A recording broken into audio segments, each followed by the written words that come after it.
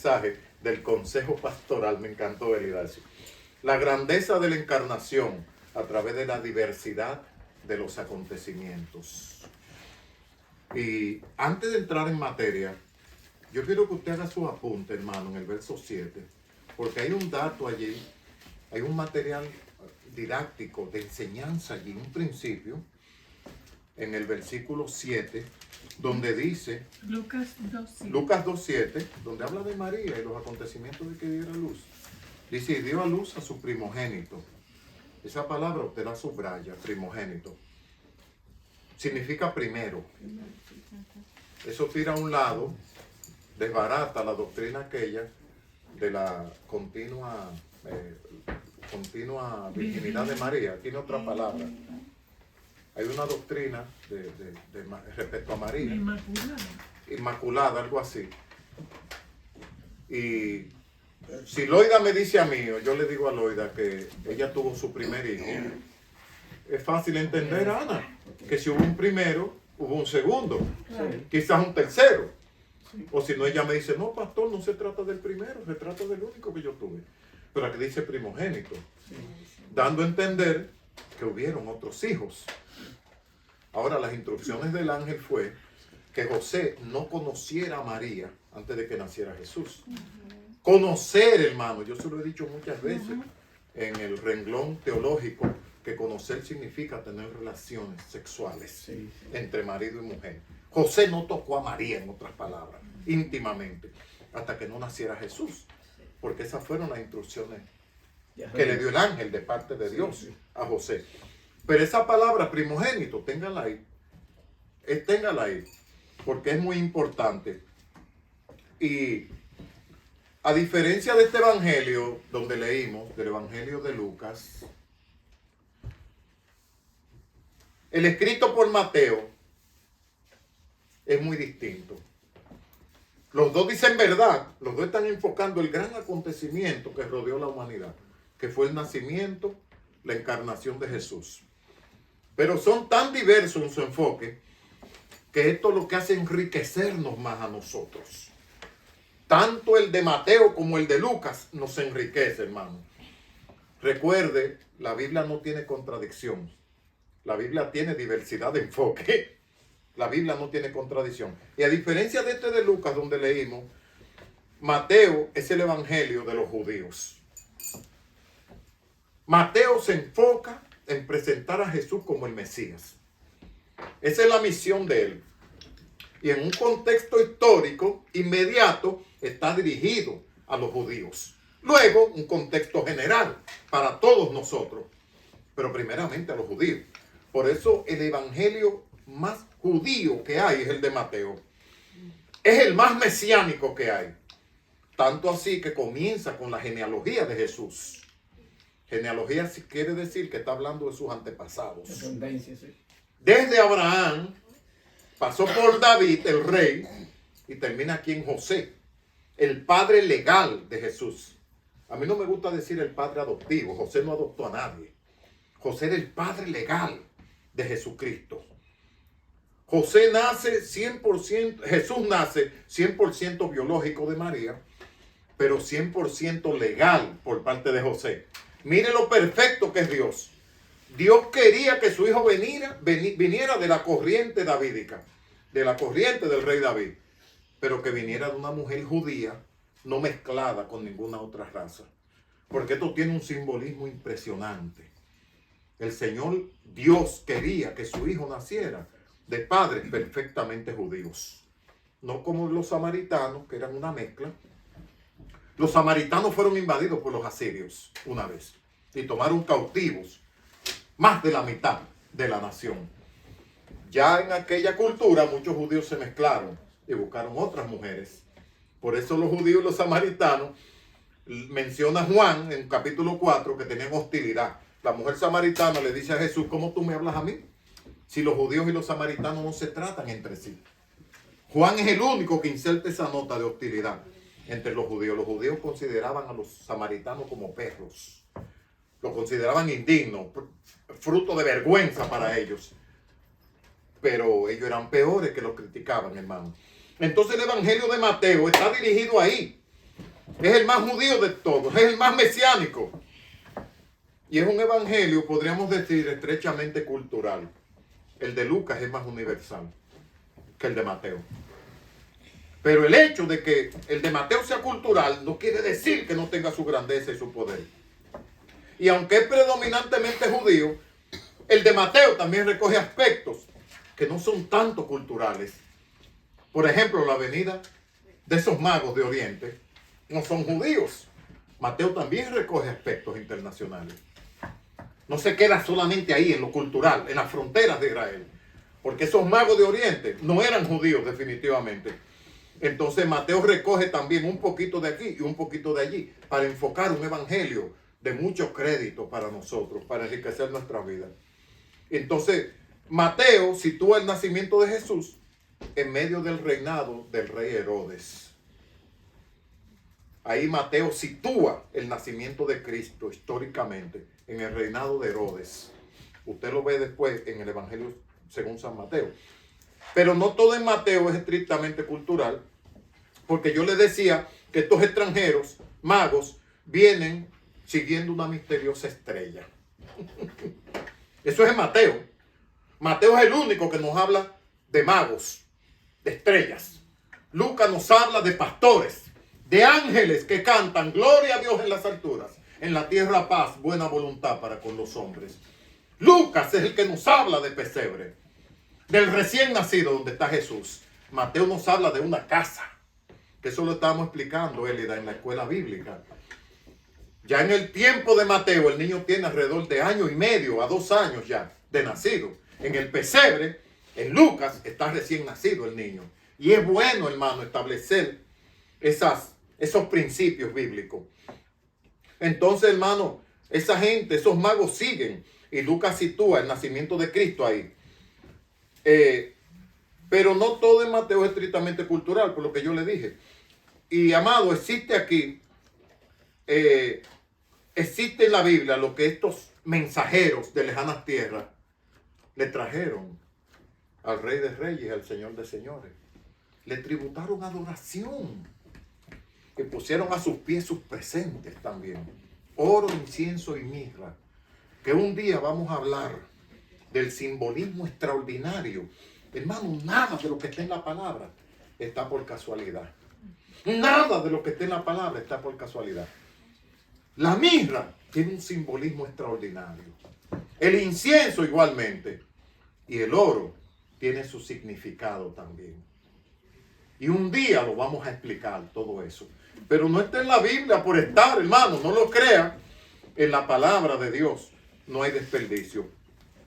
Entonces, hermano, existe una riqueza y hasta algo irónico en los acontecimientos.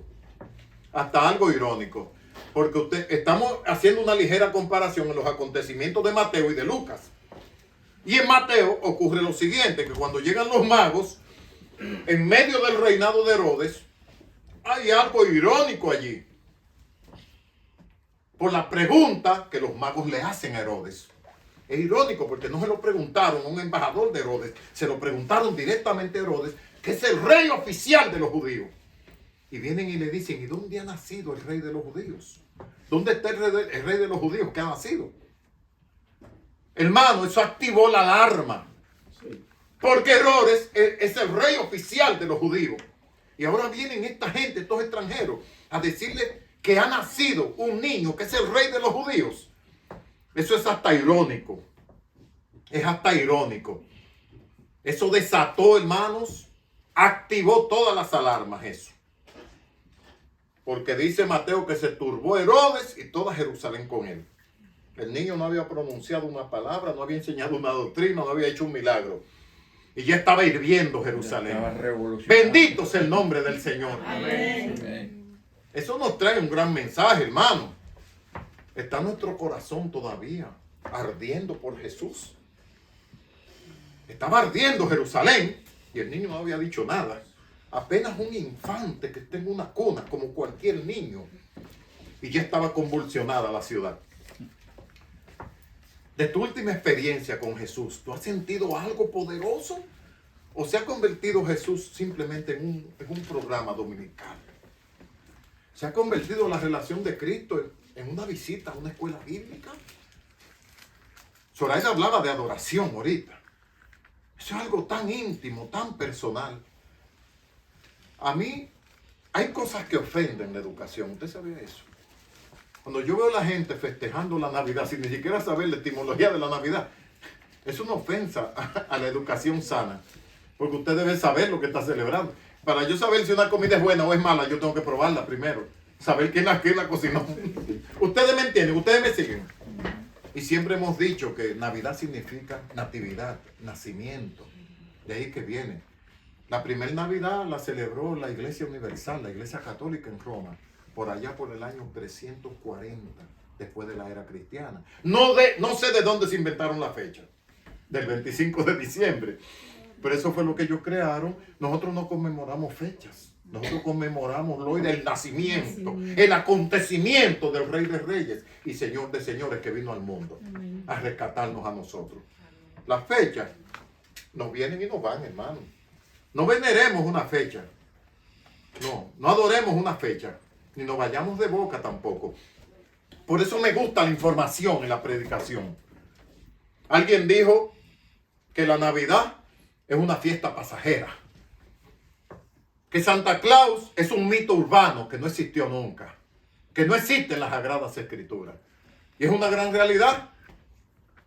Pero eso no se puede, hermano, crear un principio de doctrina basado en rumor y cosas que no tienen base bíblica. La Biblia no me habla de Santa Claus. La Biblia no me dice, mira, el 25 de diciembre. No es un pecado celebrarlo en determinada fecha. Eso es extrabíblico. No hay pecado en eso, hermano. Pero afirmarlo a los cuatro vientos y nació el 25. Alguien le va a preguntar a usted, ¿dónde está eso escrito? Y vamos a quedar mal. Es bueno refugiarse en lo que está escrito. Eso tiene un gran poder.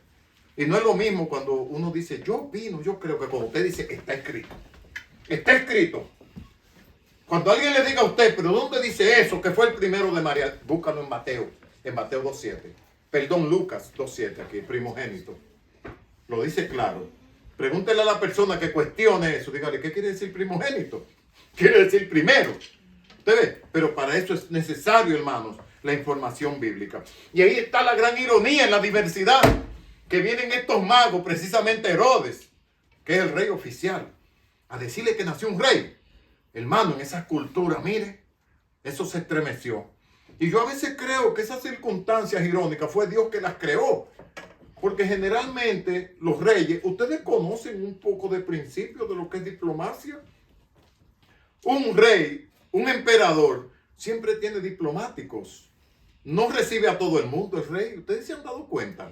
Los reyes tienen gente encargada para eso. Pero esta gente van y hablan directamente con Herodes. Y esa pregunta fue el detonante. Es un desafío, Herodes. ¿Qué? Que un niño nacido me va a quitar el reino o a mis antepasados. Eso creó un gran problema. Y los magos ni siquiera supieron lo que hicieron con hacer la pregunta a Herodes. Pero analice, hermano, ese punto irónico en el aspecto de lo que hicieron los magos cuando llegan ahí a Jerusalén. Es irónico, hermano. ¿Dónde está el rey de los judíos que ha nacido? Llaman rey de los judíos a un bebé que ha nacido como rey de los judíos. Una de las grandes cosas también, que yo se lo dije el domingo pasado, que todo personaje para llegar a ser rey tiene que ser príncipe primero. Eso lo conoce cualquiera. Sí. Mire la diplomacia de allá de Londres, la de España. Por muchísimo tiempo tienen que ser príncipe antes de que llegue el reinado. Jesús nace como rey. ¿Verdad, José? Jesús nace como rey. El rey de los judíos. Aún vienen unos extranjeros y proclaman a este niño como el rey de los judíos. No se imaginaron que lo que provocaría esa pregunta. Y al final de este evangelio, Pilato preguntará a Jesús, ¿eres tú el rey de los judíos? Al final de este mismo evangelio. O sea que esa palabra, rey de los judíos, comenzó a correr y a correr y a correr. ¿Eres tú el rey de los judíos? Unos soldados se burlarán de Jesús, llamándole, salve, rey de los judíos. Y el letrero sobre la cruz, al final, ¿qué dirá? este es Jesús, el rey de los judíos. Yo, hermano, declaro categóricamente que esos magos de Oriente vinieron inspirados por el Espíritu Santo. Amén. Que ellos habían tenido un encuentro con el Espíritu de Dios. Se cree que misioneros de Israel ya habían ido allá, hacía muchísimos siglos allá, y habían llevado los mandamientos de Moisés allá. Pero esa gente se fueron más allá de las leyes escritas de Dios. Y esa gente, yo estoy seguro, hermano, y puedo probarlo con la palabra, a quien tenga alguna duda, que esa gente vinieron inspirados por el Espíritu. Y la experiencia que ellos tuvieron respondía a una relación, no a un rumor que alguien dijo. Salud, Ana, bendición. Porque seguir una estrella por capricho, eso tenía un costo muy alto en dinero. Eso sacrificaba el bienestar también. Y ellos se fueron con un gran séquito de personas. La tradición dice que fueron 3, pero realmente la única evidencia que ofrece la palabra es que fueron 3 presentes, 3 regalos. Pero los teólogos están de acuerdo, eran más de 3. Y la tradición hasta nombre les puso. Usted ve lo bueno de la educación, hermano, que uno puede deslindar el campo y uno decir, no, eso lo dice la tradición. Eso de Melchor, Gaspar y Baltasar, eso es la tradición que me lo enseñó desde chiquito. Pero eso no es lo que dice la Biblia. Usted ve lo bueno que es informarse de la palabra de Dios. No necesariamente lo que dice la tradición es dañino ni diabólico, pero hay que deslindar campo para que la gente sepa que tenemos una estructura de educación nosotros en las Sagradas Escrituras. Y nadie podrá jugar con nosotros a su antojo. Hermano, ya vimos en qué contexto Mateo sitúa el nacimiento de Cristo. El nacimiento del rey, en el contexto del rey Herodes, un contexto nacional. Herodes era rey de los judíos, como dice, eso fue lo que chocó. Lucas habla de Augusto César. Usted ve el emperador romano. Usted ve que el Evangelio de Lucas es más internacional, por no decir universal. Comenzando con Lucas, que es extranjero. Algunos sustentan que el Evangelio de Lucas fue escrito a los griegos, gente que en ese tiempo dominaban mucho el saber y la cultura. Y Lucas quiere presentar al hombre perfecto, al Hijo de Dios perfecto, a los griegos que se preocupaban tanto por el conocimiento. Y Lucas mismo era griego. ¿Se ve? Mateo no, Mateo nació en Israel, era judío hasta dañarse, Mateo. Pero hay una riqueza, hermano, en la diversidad. Y Lucas no nos habla de magos, como yo dije ahorita. Lucas no nos habla de Herodes. Lucas no nos habla de una casa. Nos habla de pastores que velaban de noche sus ovejas.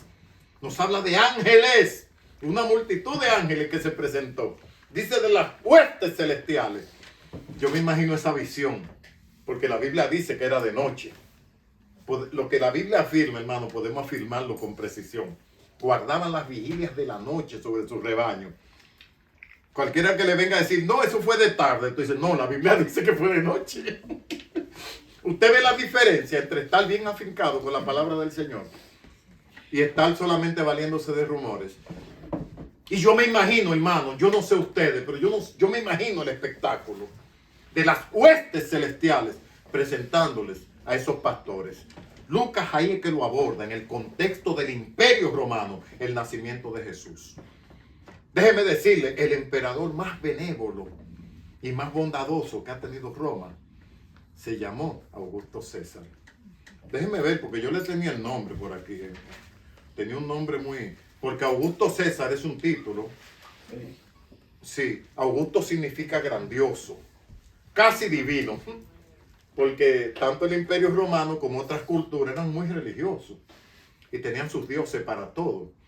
Entonces para ellos el emperador era como un dios. ¿Sí? Grandioso. Augusto significa grandioso. Casi divino. Casi lo adoraban a Augusto César. Pero usted cree que esto es casualidad. Que Dios le plugo, que Dios planificó por anticipado consejo que su hijo naciera en un ambiente de paz. Gracias a ese emperador. Los demás, la historia lo dice, fueron carniceros, hermanos. Sí. Fueron gente depravados también. gente sin límite, sin freno moral. La mayoría de los emperadores.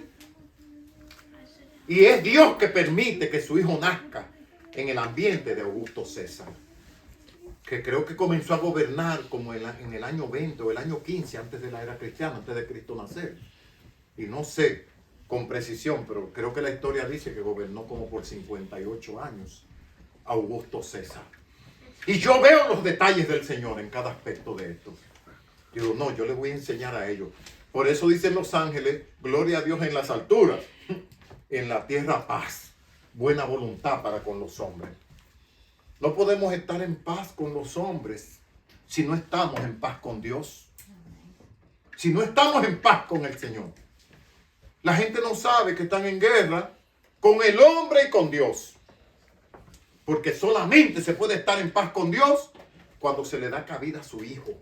Hermano, no hay otro medio. No hay otro. La Biblia enseña que Dios no escucha a los pecadores.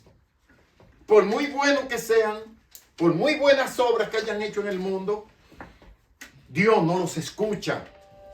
Porque aún hay una barrera grandísima que se llama pecado. Y Dios lo que ve es pecado. Y Dios lo repele porque Dios es demasiado santo. Al venir Jesucristo, ya Dios nos ve a nosotros, los pecadores, a través de su Hijo.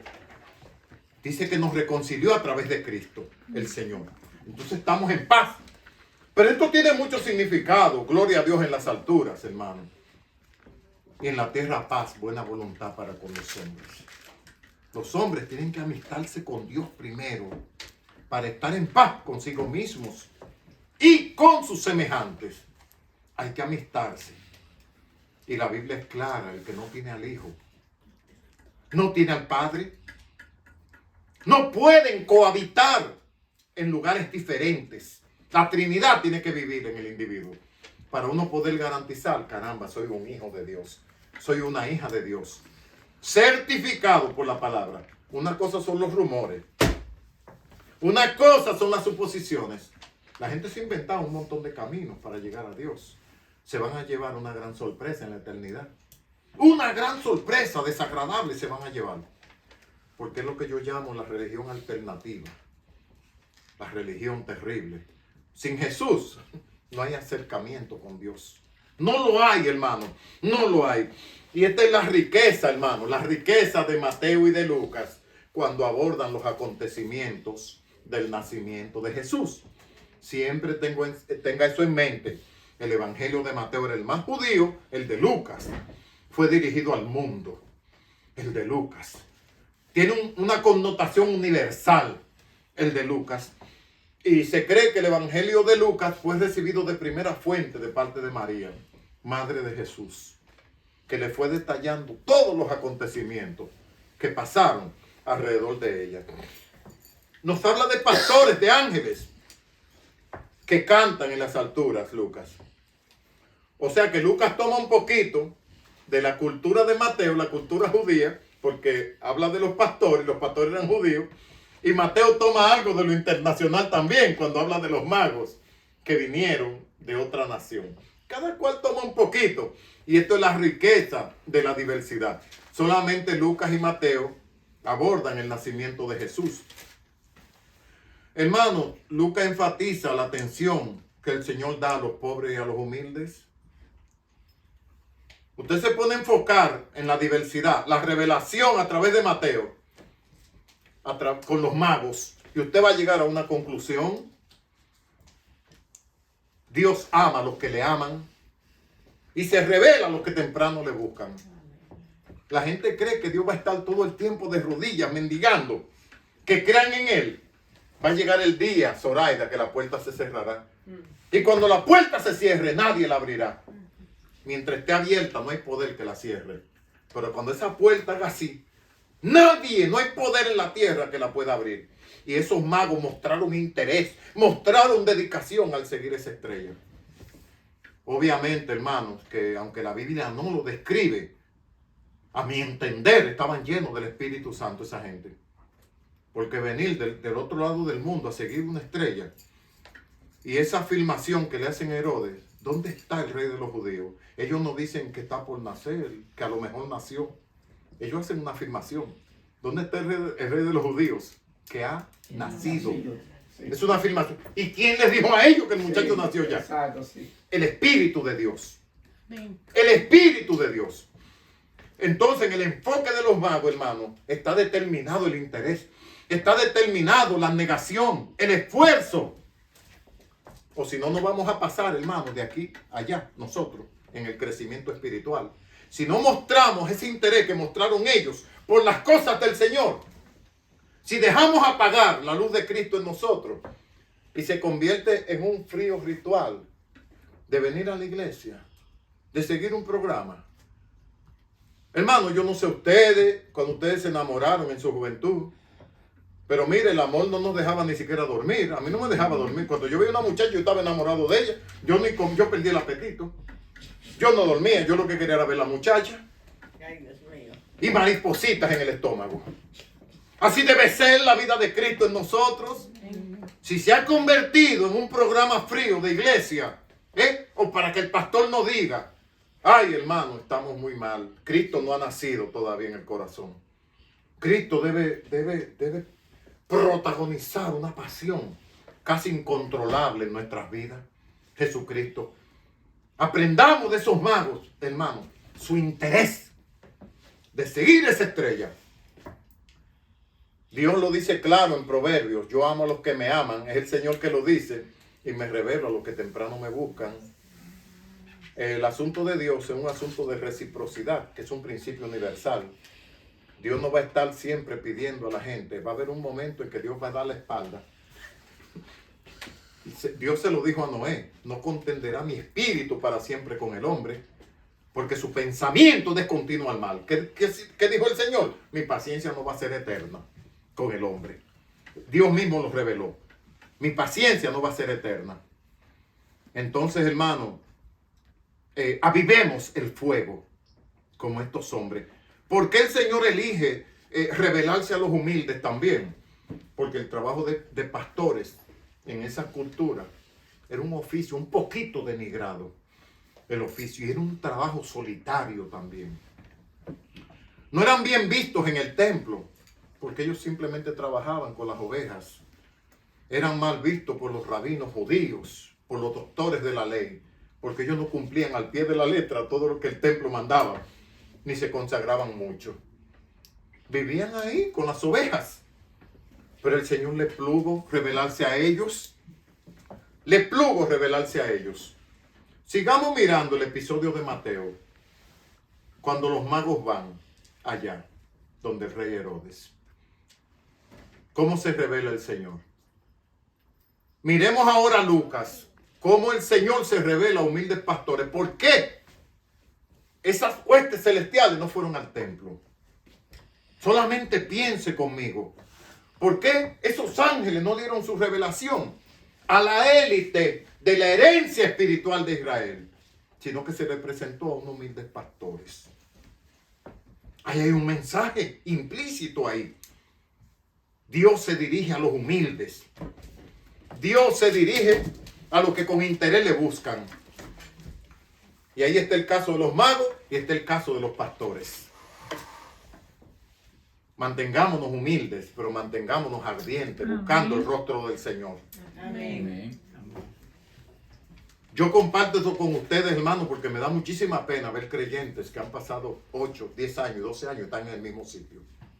Yo sé que no son palabras muy populares, no son palabras que caen bien. Pablo les reprochó a los Gálatas: wow, comenzaron con lo espiritual y van a terminar con la carne, le dijo Pablo a los Gálatas. O sea que no es nuevo. El retraso espiritual no es nuevo y decepciona mucho al líder. Mucho decepciona. Pablo dijo en una ocasión: wow, pero ya ustedes están que deberían estar comiendo comida sólida. Deberían estar comiendo plátano ustedes. Deberían estar comiendo yuca con aguacate y bacalao. Y están tomando leche todavía, le dijo Pablo. Sí. Es el hermano alertagado por allá que se quedó.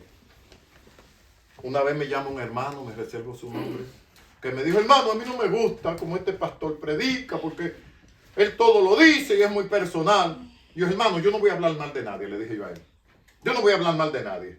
De ese ministro yo no voy a hablar mal. Yo lo que le voy a decir a usted una cosa, en una iglesia donde Dios no esté creciendo, yo me voy de allí. Y le pido al Espíritu Santo que me lleve a una iglesia donde Dios se me revele y yo pueda crecer. Pero me doy cuenta que el problema de ese hermano no era que el pastor, ¿no? Es que ese hermano es como esos corderitos que andan brincando de iglesia en iglesia. Es el problema, no es el ministro, es él, en contraste claro con estos magos de Oriente. Hasta que ellos no encontraran esa estrella, Zoraida, ellos no iban a estar tranquilos.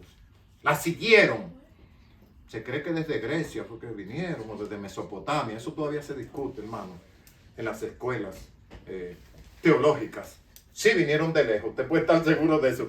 Que vinieron de lejos. Bendito sea el Señor. Amén. Y nos enriquecemos, hermano, de la diversidad. Esto nos enseña que Dios, hermano, se manifiesta a los humildes también. En la élite de Israel, los pastores que literalmente dirigían ovejas, nadie los miraba. Era el último escalón en la cadena laboral, porque tenían un salario, obviamente, pero eran los últimos, ni siquiera los agricultores, ni siquiera los pescadores, que eran los oficios más conocidos en ese tiempo. Los pastores eran más denigrados que los demás. Y era un oficio sumamente solitario. Y yo me he dado cuenta que a veces yo me he sentido solitario también a veces. Por eso les digo a ustedes, hermano, apoyen la obra de Dios. Apoyen. Con ustedes apoyar la obra de Dios, ustedes apoyan el ministro que Dios llamó, que soy yo. Algunos dirán, no, hermano, solamente el Señor. No, la gloria es de Dios. Toda gloria es del Señor. Cristo dijo, gloria de los hombres no recibo. Yo no estoy buscando gloria de ustedes. Yo estoy buscando apoyo. Apoyo para estar juntos y llegar al final y poder mirar de frente a nuestro Señor y Salvador Jesucristo. Amén. Pero seguir juntos en este desarrollo espiritual, en este crecimiento espiritual. Hermano, el ángel no llevó este mensaje a los fariseos y a los escribas, se lo llevó a humildes pastores, a los letrados de la palabra. A los ángeles no se les reveló. Piensa en eso para que usted vea. Sino un grupo de pastores humildes que estaban allí. No debemos concluir, hermano, gloria a Dios. Dios se deleita, nos dice Lucas, gloria al Señor, perdón. Lucas enfatiza la atención que el Señor da a los humildes, a los pobres, como hizo con los pastores. Igualmente, con el caso de los magos, cuando va donde Herodes, también hay una gran enseñanza encerrada allí. Hay una gran enseñanza, porque esos hombres eran extranjeros. Cuando Herodes trata con los que conocen la Escritura, dicen, vengan acá, ¿dónde es que había de nacer el Cristo? Está escrito por el profeta. En Belén de Judea, dice. Estaban informados, pero no había ningún deseo de conocer al Mesías, ni de adorarlo tampoco. En eso nos convertimos nosotros también. Mucha información escrita, pero muy poca pasión en la relación con el Señor. Entonces hay una gran enseñanza en ellos, tanto en los magos como en los pastores, y la revelación que nos dan aquí. Bendito sea el Señor para siempre. Amén. Entonces sigamos el ejemplo, hermanos. Usted ve también la consolación que el Señor trajo sobre Simeón. Dice que el Espíritu se le reveló a él, un anciano que ya estaba a punto de morir. Cuando María y José llevaron el niño al templo, dijo él, despide a tu siervo en paz, porque han visto mis ojos la salvación de Israel. Y Lucas relata 3 aspectos del Espíritu Santo que estaban sobre ese hombre. Hermano, el Espíritu Santo es lo que estrecha nuestra relación con Cristo. Adoremos al Señor siempre. Adoremos al Señor. En nuestra vida, adoremos al Señor. En nuestra forma de hablar, adoremos al Señor. En nuestro comportamiento igualmente. Pero no hay mejor lugar que el templo de Dios para uno reunirse y recibir bendición. Amén. Amén. No hay centro por excelencia donde Dios reparta sus dones que sea fuera de la iglesia. Porque donde habitan los hermanos juntos y en armonía, allí envía el Señor bendición y vida eterna. No es aislado que Dios nos va a bendecir. porque tenemos un deber con la familia de la fe. No tanto con el pastor, no. Ni con la esposa, ni con los oficiales. Tenemos un deber con el Señor. Y yo antes de ser pastor, yo era pro iglesia, hermano. Porque Cristo dijo, esta es mi iglesia y las puertas del infierno no prevalecerán contra ella.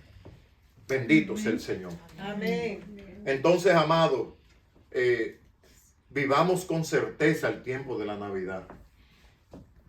La gente erróneamente cree que conmemorar el tiempo de Cristo es salir corriendo hasta gastar el último dólar que nos queda en supuestos especiales que nos pone la tienda. Las tiendas tienen un mecanismo, hermano, comercial que a veces usted sale a buscar una cosa y sale con un montón de cosas que no fue a buscar. Ayer no sé si a usted le ha pasado eso. Eso no es conmemorar el nacimiento de Cristo. Comer desmensuradamente también. La Biblia dice que la glotonería es pecado. Ahora, cuando esa comida usted la lleva a un nivel familiar, ya usted está conmemorando al Señor y pensando en el nacimiento de Cristo. Amén. Pero la gente tiene una idea de la Navidad muy lejano a la verdadera enseñanza bíblica de lo que es la Navidad. Navidad, natividad y nacimiento. Eso es todo igual, son equivalentes. Y eso es lo que quiere decir. Pero pregúntele a cualquier persona que celebra. ¿Y qué significa Navidad? La palabra, ¿qué significa? Se le van a quedar en el aire. Pero ya gastaron todo lo que tienen en las tiendas. Eso es tremendo, hermano. Amén. Tenemos que estar bien plantados en la palabra del Señor. Amén. Y la Navidad, la natividad o nacimiento, recoge la conmemoración de Juan el Bautista y de Jesús. Y no es adoración a Juan como hombre, pero la conmemoración celebra los dos nacimientos. Porque entre Juan el Bautista y Jesús solamente habían 6 meses de diferencia. Juan el Bautista era mayor que Jesús. Amén. Que el Señor nos bendiga en esta tarde. Amén. Amén. Y yo les exhorto que se enriquezcan en la diversidad de los acontecimientos que recogen el nacimiento del Señor entre Mateo y Lucas, que son tan diversos como frescos. ¿Usted ve? Estúdielo los dos, porque donde se habla del nacimiento es de estos dos evangelios. Aprendamos de los magos la perseverancia. No desmayemos, hermano, no desmayemos. Esforcémonos y aprendamos humildad, porque los ángeles se le presentaron a los pastores porque eran personas humildes, eran personas olvidadas. Que el Señor nos bendiga. Amén. Que celebremos el nacimiento del Señor en un sentido verdaderamente bíblico, no dejándonos llevar por lo que la tradición enseña, por lo que la tradición nos quiere poner en la cabeza. Y andar comprando cosas que no necesitamos. Amén. Muchas veces compramos un montón de ropa y nos damos cuenta que no la necesitamos. Así es que adoremos al Señor en su nacimiento, Gloria a Dios. que Cristo nazca en los corazones, pero mantengamos ardiendo nuestra relación con el Cristo que ya nació, hermanos. Y ofrezcámosle a los demás el Cristo que ya nació. Gloria a Dios. Díganle a las personas, ya no es un niño, ya no es el santo niño en un pesebre. Tampoco es un Cristo muerto, que usted lo ve en una cruz allí, y en mausoleo. Cristo no está muerto. Cristo vive y reina para siempre. Amén. Y está a la diestra de Dios Padre intercediendo por nosotros. Amén. Gloria a Dios. Pero solamente con la educación bíblica vamos a estar adorando al verdadero Cristo. No el que es un niño, porque si se hubiera quedado siendo un niño. Si Deronte tiene 12 años y transcurren 8 y Deronte se me queda como de 12, hay un problema. Porque tiene que desarrollar el muchacho. Que Cristo viva exactamente en nuestros corazones como la Biblia manda. Amén. Puestos de pie, mis hermanos, puestos de pie.